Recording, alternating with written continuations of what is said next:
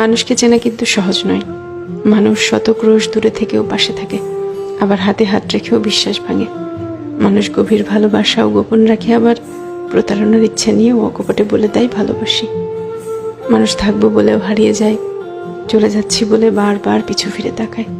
কেউ আলোর পাশাপাশি অন্ধকারেও পাশে থাকে, কেউ আবার ভালো থাকা কেড়ে নিয়ে লিখে দেয় ভালো থেকো। মানুষ মায়া কান্নাও কাঁদে, মানুষ ডিপ্রেশনেও হাসে।